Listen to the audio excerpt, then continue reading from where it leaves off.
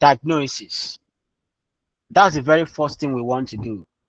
If someone is not well and decides to visit the hospital, the doctor will not just give you injection. The doctor will not just ask you to purchase drugs. The very first thing the doctor will do is to carry out a process called diagnosis.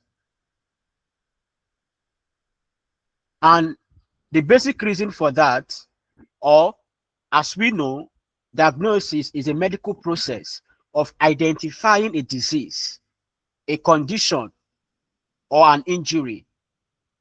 It could be through signs, it could be through symptoms. It also involves evaluating a patient or a person's medical history, performing physical and internal examinations or tests to find the cause of an illness. All right. So when you visit a hospital, the doctor will not just give you injection. The doctor will carry out a very important process called diagnosis. That process is essential because it will enable the doctor draw conclusion. The doctor will not just say you are sick. The doctor will have to carry out that process in order to be sure that you are truly sick. So diagnosis requires certain processes. For a doctor to diagnose you properly, he would also check your medical history. Your medical history is important for a very perfect process. So the doctor will check your current situation, your past symptoms. They will look into your family origin, and then it will also look. They will also look into your lifestyle. That will enable them draw conclusions. They will also look at your physical features, physical bodies, your vitals. They will take your blood pressure, your temperature, and your body condition.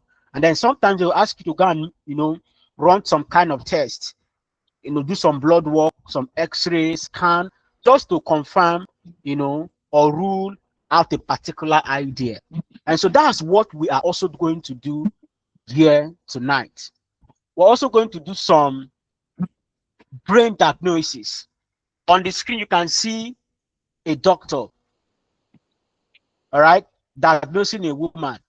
One of the beauty of diagnosis is that the process would enable the doctor discover the right medication that will at the end make the patient or the client smile. So you see why diagnosis is very important. It is important because it will make the patient smile. And that is what we're going to be doing tonight, because at the end of today, I want us to begin to smile. There are hidden reasons people struggle academically. But if we don't carry out this process, we will not be able to discover those hidden secrets. So this class is very, very, very important. Trust me, it is extremely important. And trust me, you would not regret taking part in this class. All right. So the very first thing we're going to diagnose is the study problem. The study problem. Several of us need help. A lot of us as students, as parents, as teachers, we need help. But many times we don't accept that fact that we need help.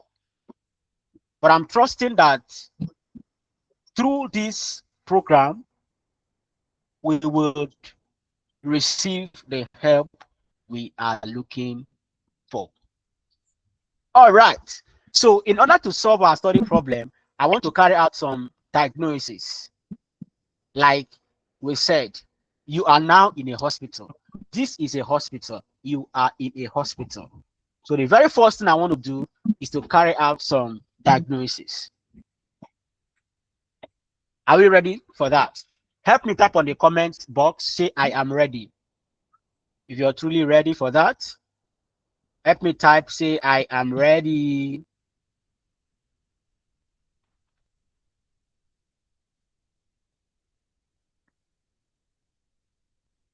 If you're ready, type I am ready. All right. People are saying I am ready. I can see I am ready. All right. All right. All right.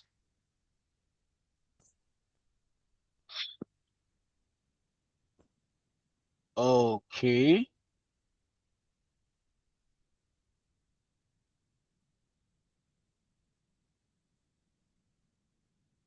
All right. So let's dive in immediately.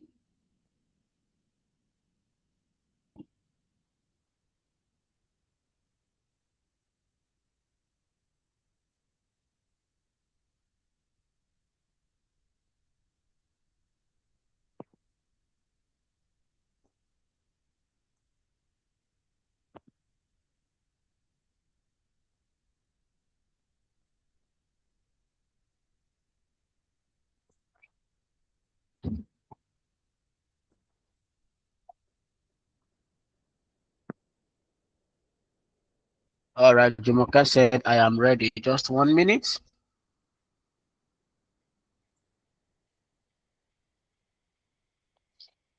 I am ready. All right.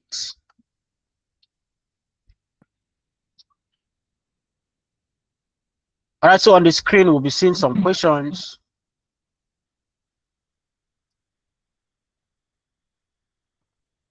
The study problem. We have questions from question 1 to question 4 on the screen.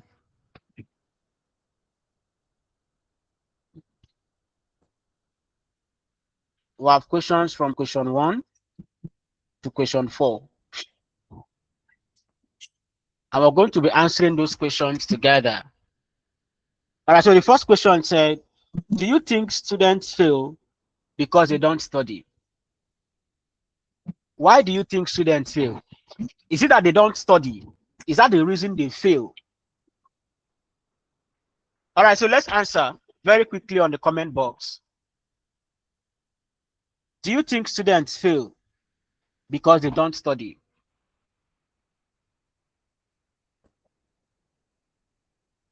Do you think students fail because they don't study?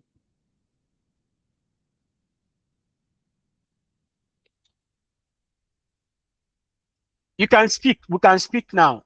It's an interactive section. We can speak. Remember, if you are in a hospital, at this point, the doctor is expecting you to speak for yourself. The doctor at this point is expecting you to speak for yourself. So if you want to say anything, you can just open your mic and say something. Very quickly, please. Our time is fast spent. This class has to close by 9 o'clock. All right, please. Let's be fast, please. Do you think students fail Good because evening. they don't study? All right, go ahead. Go ahead. Good evening, Coach. You're I'm welcome Tari in, Mrs. Wharton. Tari. All right. Yeah, I think students fail not just because they didn't study. That's one aspect. I think they fail because one, most of them don't really understand what they are studying, and also what they need to study at a particular time to pass a specific or a particular examination. For instance, somebody preparing for JAM may not really know the areas. If he or she is not guided, will want to read broad. So there are three reasons why students fail. One, yes, they will fail if they don't study. Two, if they don't study the right material. Three, if they don't understand what they are studying. Thank you. All right. Any other person? Thank you so much for that contribution. All right. So for time's sake, we're moving on to the next question. We're moving on to the next question. All right. The next question says, if studying alone produces success, why do people study all night and still fail? Is it possible that people study all night and still fail? And then the third question is, have you ever left an exam hall, right, knowing you could have done better? Sometimes you read all night and you just left an exam hall. Probably while you were in the hall, you were unable to remember certain things, certain terms, definitions, explanations. But as soon as you left the hall, that feeling of I would have done better sets in. Have you ever experienced that kind of a thing?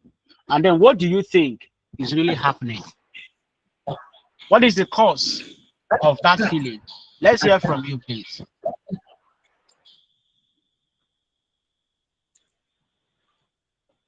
Who is speaking, please? Who is speaking? Today is all about diagnosis, question and answers, just like that. Then by tomorrow, we're going to deal with these problems, and then we wait for the next training. All right. Who is speaking?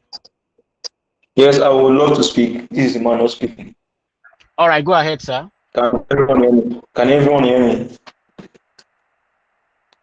I can Hello? hear you. That means, yes, you can hear Okay. you. Yeah. In regards to the question you asked about someone leaving the hall and then saying I would have done better. Personally, I found myself in that kind of situation several times. Coming out of the hall then and then lamenting, I would have done better if I did this. I would have done better if I've done that too. And personally, I've got to know the reason, but that was the first time it happened to me, and also the subsequent time it has happened to me. I got to know that I failed to practice question personally in regards to math. And even I practice question. I read a lot and I get to know what I'm doing. But when I get into the hall, seeing that particular question and following that same pattern, I still feel it in the hall. And then when I come out and lamenting, I would have done better if I did this. I would have done better if I did that. So I got to know that personally, I don't practice questions on my own, and then I go into your hand and then flop there. So I personally noticed that it was a lack of practice on my own side. Thank you.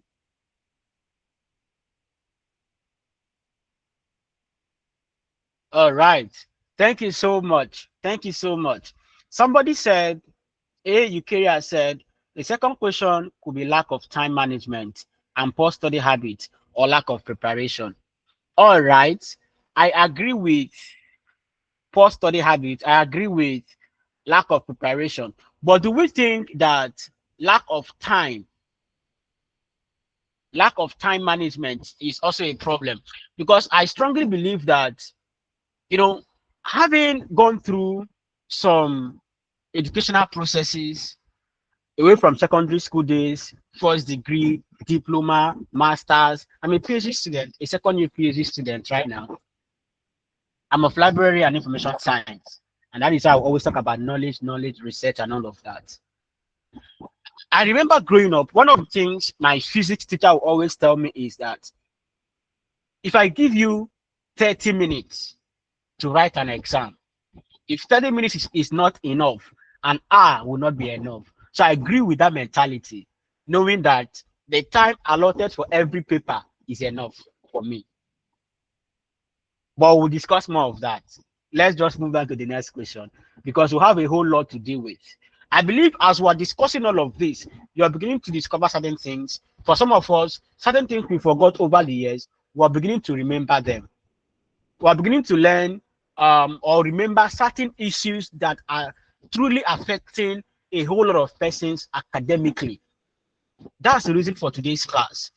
Because if we are unable to identify these problems, then we cannot solve them. But as soon as we identify them, then solving them will be very, very simple. And that is what we want to do through this training. All right, so the next question is, who is an academically successful student? Who? On the screen you have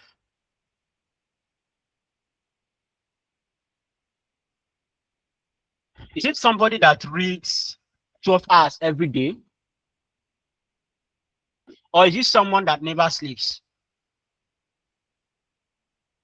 Who is an academically successful student? Is it someone who does not sleep at all? or the person must read for 12 hours. I've seen people who read for 12 hours, 6 hours, 4 hours, and their result is not always good. I've seen people who do not sleep and their result too is not always good. I've seen people who don't read for a very long time, but they have excellent grades. So to you, who is an academically successful student? Let's hear from you. Okay, good evening, everybody. Good evening, sir. All right, yeah, go I ahead. sincerely want to say this is a wonderful one. Thank you very much, sir, for this opportunity for us to learn. Okay, let me go straight to the point. I think a successful student is a student who actually know and prepared he or herself, towards his academic pursuit. Number one is you must Okay. understand the fundamental root of your learning, that one day you surely sit for exam. And Okay. number two, you must understand the structure of your reading. When it comes to a time of your reading, you must understand the structure you set in place and your time management, and you don't skip it. It's not all about staying all night, or it's not all about reading 12 hours, or it's not all about someone that is never gone to bed for a sleep or whatever. But I want to say that it's all about understanding the basic fundamental root of your learning and the process of your reading aspect, knowing fully well that one day you will sit for exam. And I think there's a say that's always saying that when preparation meets opportunity, success is inevitable. So I believe that once you are preparing ahead, you don't wait until a certain time you start reading, or you start trying to like adhere to some certain lectures that you've been receiving. So I think you must understand the fundamental root. Thank you, sir. Okay. So if I understand Mr. Akpan correctly, Mr. Akpan said you must understand the core reason you are in school. You must understand and remember that at the end of the day, an exam will definitely happen. You must sit for an exam. It is a must. So that consciousness has a way of making you a successful student. All right. So can we hear from someone else? Okay, I'm Harry Watson again. I want to add to what he has just said. My own addition is, I think, memory too. There are some students, at least I've been teaching for some decades now. There are some students that while you are teaching, they vividly understand and the concept. They have that this memory. Will I say retentive or photographic memory? And there are some Okay. students that like this last past exam, my SS2 students, I even told them the specific place where I'm going to set for the assessment test, because I said that we are going to write the test together with the exam. But getting to that, the after the exam, I gave them the test script. Could you believe that I didn't set the exam from that particular topic because I said I will use it for the test. Now, after the exam, I gave them the test. They could not write the test. Why? Most of them said after writing the exam that they have forgotten that particular topic that they read. So I Okay. think trying to retain what you read is a major key, because you can read and then you enter the exam hall, it's all gone. So I think while I was also teaching SS1 students on comprehension, retention, and all of that, I also jumbled into a process of how you can read, taking notes, and then asking yourself certain questions in order to retain that information that you have read. So retention and then giving it back when it's needed is also a key. Thank you. Okay. All right. So very quickly, I'm not here to answer questions, for today, like I said. We are here to truly discuss. My role is to bring up the questions, and your role is to truly speak. But tomorrow, I will be up to dissect each of these problems one after another.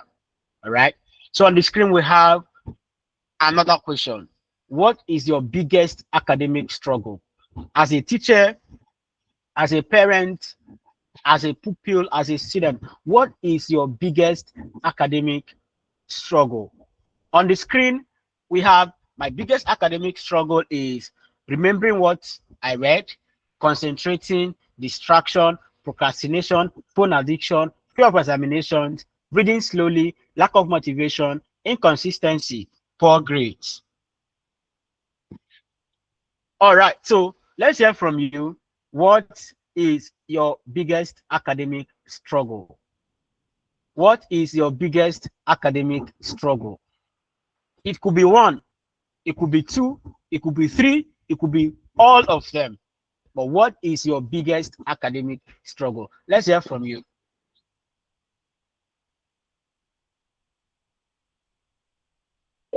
Okay, good evening, sir. I really appreciate All right. the time and everything. So my biggest academic struggle is two from what I have seen here. The first is reading slowly, while the second is remembering what I have read. These two keys. Okay, I will just another one now. I'm, I'm inconsistent. Okay. That's seven.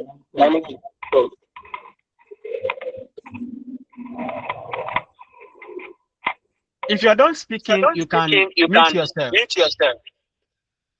All right. So the next person you can go on.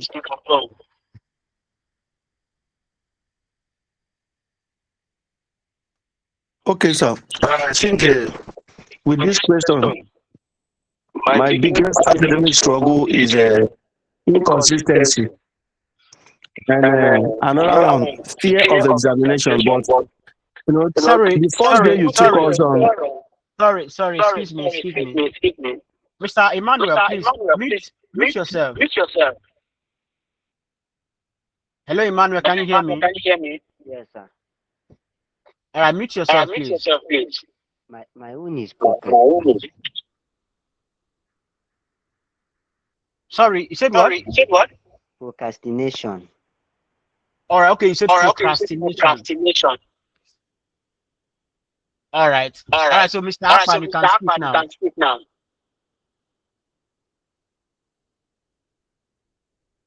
Okay, sir. Emmanuel's microphone is still not mute, so it's reflecting. It's bouncing. Mr. Emmanuel, please mute yourself. I should repeat myself. No, mute yourself. Mute. Off your mic. Okay, Good. sir. All right. Thank you very much, sir. I think my biggest academic struggle is inconsistency and fear of examination. The last time, the first very day you took us on a class, I think there's something you strike on. I think I held onto that particular word, and I, sincerely speaking, after that, I think I haven't been, putting any fear for my exams anymore. I try to prepare ahead before exam, but most, will I say, the struggle is inconsistency because of lack of time. Another thing I can add there is distractions because of work and some other environmental engagement that probably would as well, maybe like several occasions I've experienced that, might equally distract me, understand, from one or two. But I think after today's class, I am learning a lot. I think I am learning a lot. Thank you very much, sir. All right. So let's hear from the last person.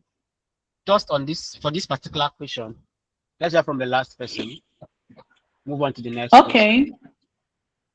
I would like to talk for myself. For me, as a teacher, my own is procrastination and inconsistency. Because as a teacher, sometimes, for instance, now this is holiday have been. I like, for instance, now I program that I want to finish up my lesson plan The lesson ahead. plan, yeah. Yes, but I found out that as I wake up, one thing or the other, it's okay, I will do it. I'll just be hard. There is time. So I think the basic thing for me is procrastination and then inconsistency, not being consistent with what I've planned to do. Thank you. All right. So, just to add to all we've said, on Sunday, I was invited as a guest to speak in a particular program. And just after I finished speaking, somebody met me. And he's actually a lecturer in a particular school. And so he met me. He said he has been following me for a very long time now, that he's in one of my group, because we have a group where we ensure that we read at least 2 books every month. He said he was in that group and that he has been following me for a very long time, including on social media, that he listens to my content. And so while we conversed, he asked me a very simple question. He said, "Sir, he's a lecturer. I'm not a lecturer. I'm just a PhD student." He said, "Sir, how do you manage to do all the things you do? You're managing a social media platform, you're creating content, you're posting videos, you're replying comments, you're designing PowerPoint. You can see the PowerPoint of this class. You know it was carefully designed. It was not hurriedly designed. I coach people, I write, I teach people. Away from this class, I have one-on-one sections with people on speed reading, educational success coaching, AI and research. So I have a whole lot I'm always doing. But then he asked me, how do you manage your time such that you still achieve all of these things? You still have time to rest and you still have time for fun. And I told him one simple thing: consistency. Consistency is not sweet, but to succeed, you must be consistent. Consistency is simply repetition. What did you do yesterday that worked? Do it again tomorrow. Do it again next tomorrow. Do it again the day after next tomorrow. That is consistency. Until you break inconsistency, there are certain things you will never access. It is a very, very powerful law of success. And one thing I told him from one of the books I read by, I think the book is here, by Brian Tracy. See this book? If you can see it, this is one of the most underrated books under heaven. But this book is so powerful. Get it done now. Get it done now. It's a very powerful book. We read this book, I think it was around May, in our speed reading platform. This was one of the books we read. This book is so powerful. So powerful. And also I have a book here too that can teach you habits. See this book? This book here, Atomic Habits. Very powerful. It will teach you habit stacking. Habits cannot be destroyed. Habits cannot be destroyed. They cannot be destroyed. But there is something you can do about every single habit that is negative. See, reading is very powerful. When you hear a student that reads, that student is usually different from others. The reason today I always have issues with lecturers is because I told myself from my first degree days, I told myself that I would go through the Nigerian academic system, irrespective of the Nigerian factors of you must sort. If not, you won't pass. I will go through that system. I won't sort any lecturer. I will read my books and I will make sure I pass. I've met lecturers who face students every single day, but none of them, they avoid me like AIDS. They avoid me like AIDS. That's the truth. Lecturers that are my friends are the toughest lecturers. You see those people that don't sort. You know, Nigerians don't like those people. They are very strict. You must read, you must study to pass their courses. Those are my friends. People are afraid of them, but when I see them, we greet, we laugh, and then that's it. If you can be consistent, there's nothing you cannot achieve. I tell you the truth, I lie not. But anyways, we have tomorrow to deal with all of that. The next question, and then as we wrap up, is who taught you how to learn? This is a very strange question because it is unusual to ask somebody who taught you how to learn. Like how? How would you be asking somebody that kind of question? Who taught you how to learn? It's not reasonable because it is believed that as you were born, you grew up still learning. But that's not true. One way or the other, somebody taught you how to learn. You know why? Let's look at the next slide. The next slide will help us understand better. I believe you can see your screen. You have a question there. Who taught you how to learn? But first, there's a question there. Who taught you how to walk? As a child, one way or the other, somebody must have held your hand. After, at the point you were maybe crawling, trying to stand, you stand and then you fall. You stand and then you fall. And then somebody will tell you, bring your hand, you will bring. Bring your hand, you will bring. The person would say, bring the other hand, you will bring. The person would say, follow me, you follow. Step 1, step 2, step 3, step 4, step 5. So if I ask you who taught you how to walk, you can say your elder brother, your other sister, your mother, your father, your uncle, your aunt, and several others. If I asked you who taught you how to speak, you can say your teacher, your mother, your father, your pastor, or anybody at all.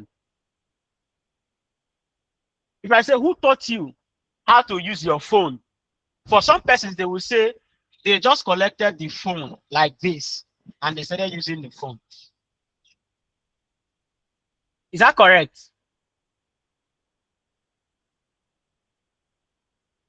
Very correct. Very correct. All right. But one question we fail to ask people, parents,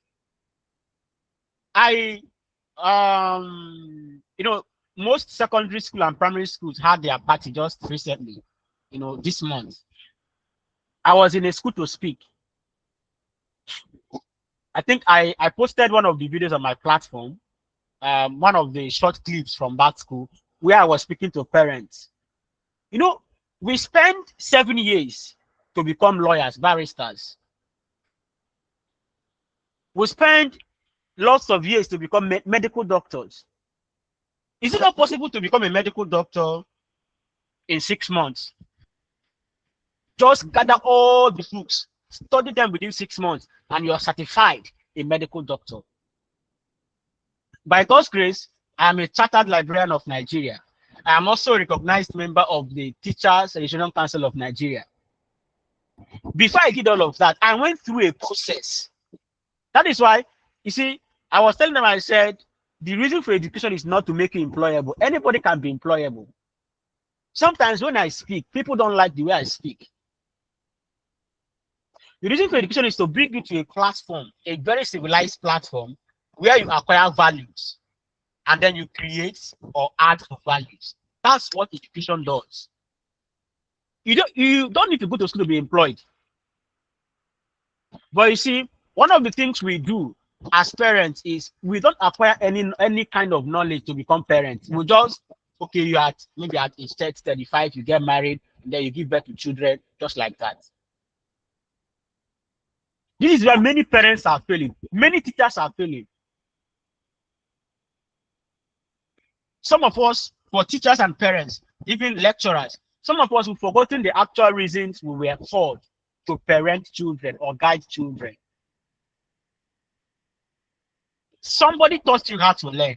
You may not remember the person, but I used to be a teacher around 2013 to 13 before I started my fourth degree.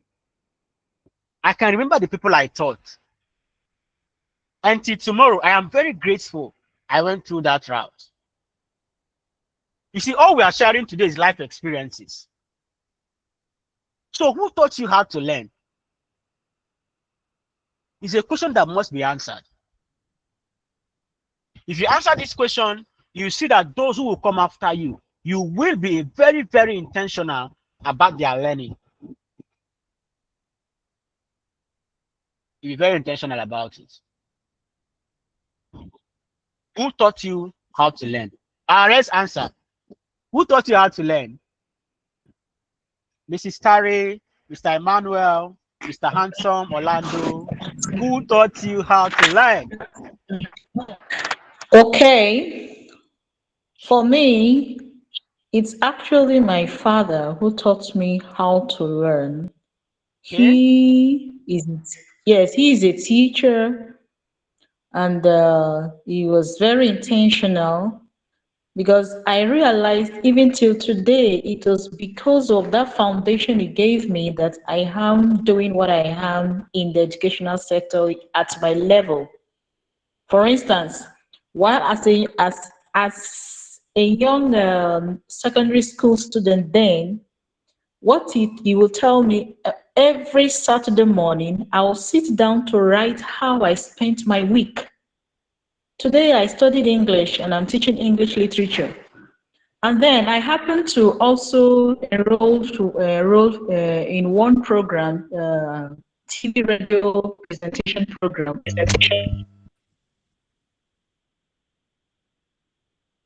I was so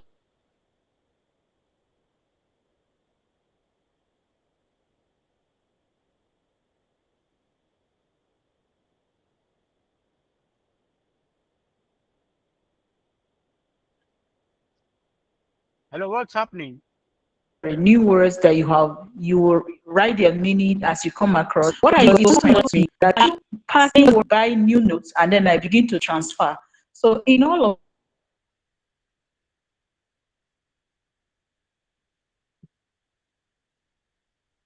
I could boldly say till today that he taught me. Thank you. All right. Anyone else? Let's hear from someone else.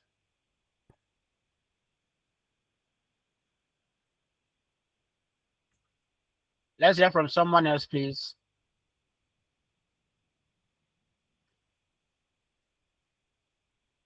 We have Mrs. Mary here, Handsome, Emmanuel, Chibundo, Betty, Okwechi. All right, so let's hear from somebody. Who is speaking, please? Who taught you how to learn? For Carrie, she said it was her father. For those whose parents are teachers or were teachers, they had that privilege of learning from their parents. Okay, why wait for any other person to speak? Let me share my own experience. The person that taught me how to learn was my father. And I think my experience with my father made me believe in the Chinese adage that what I see, what I hear, I forget, but what I see, I tend to remember. And that's how children learn. You know, many times we instruct children, we instruct them, and then we forget the fact that they listen more or they obey more when what we tell them to do is the same thing they see us do.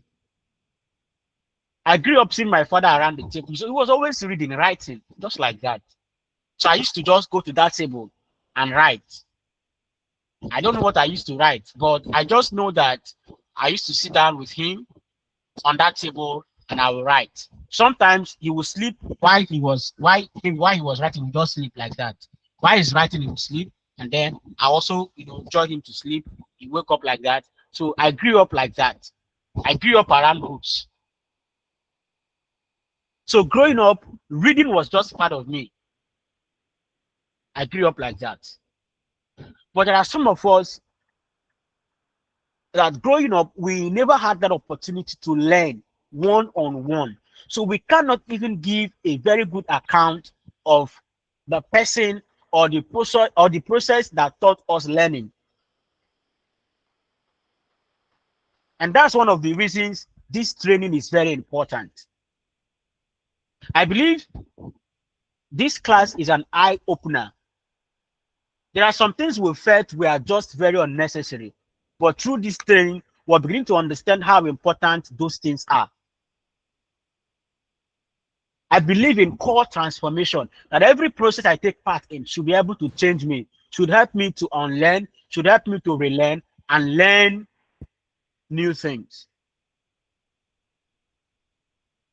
There is always a point of change. So for some of us, today is that point of change. For some of us, today is that point of change. All right, so as we prepare to end for today, okay, no, we'll continue from the next slide tomorrow. Continue from the next slide tomorrow. It's already past 9. All right, so tomorrow is going to be very intense because we have a whole lot to cover. It's going to be very intense. I tell you the truth, I lie not. It's going to be very, very, very, very intense. But we are going to answer one question as we prepare to end today's class. This is our activity for today. All right. So one thing I'm going to do immediately after this class, we have a chat platform. There's a platform where you are allowed to chat. You are allowed to ask questions. You are allowed to give feedback, training feedbacks. I don't believe in just learning and storing. I believe in I learn, I store, I retain, and I retrieve. And one of the ways to truly enhance the retrieval is by giving us what you've learned. So the activity for today is, what is the one academic habit that is hurting you the most? What is that one academic habit that is hurting you the most? This question will not be answered here. It will be answered on that platform. So what I'm going to do is, immediately after this training, I am going to drop a message tagging this particular question, the day's activity. I will write the question and I will tell you to click on a particular link that will take you to the chat platform where you would just answer this question. We are doing it this night. This is because it will help those who did not attend to truly understand that today's training was impactful, it was life-changing, and it was truly transformational. I know some persons who are here who were my classmates probably during my first degree days, my diploma days, my master's days, and all of that. They are here because they know me, they know the truth. They can tell you how. Okay, what I'm going to do is, if any of them take part in this class tomorrow, I'll ask the person to speak for just 1 minute. Success can be attained, and it is very simple if you understand a very good system. And so tomorrow we'll be looking at those simple systems that will enable us to succeed easily and even without stress. As a master student, I made a 5.0 on the dot. 5.0 on the dot. No sorting, no copying in the exam hall. 5.0. That is a secret I know that people do not know. During my diploma, I made a 4.8. As a first degree student, I made a first class. The school denied me my first class. I had to fight the management. It took 5 years, but at the end of the day, they withdrew the 2-1 they gave to me and gave me a first class, a 4.53. That's a secret I know. As I speak to you, I have professors who consult me. I mean, they consult me when they have research problems. I'm not a lecturer, but as a system I know. There's a system God has exposed to me that is making me fly so easily. I have students I coach. I'll be sharing some testimonies tomorrow. They will send me messages. Thank you, sir. I've seen my result. I had to so and so A's, so and so B's as a system. And so tomorrow, God will help us. We'll be dealing with these problems, and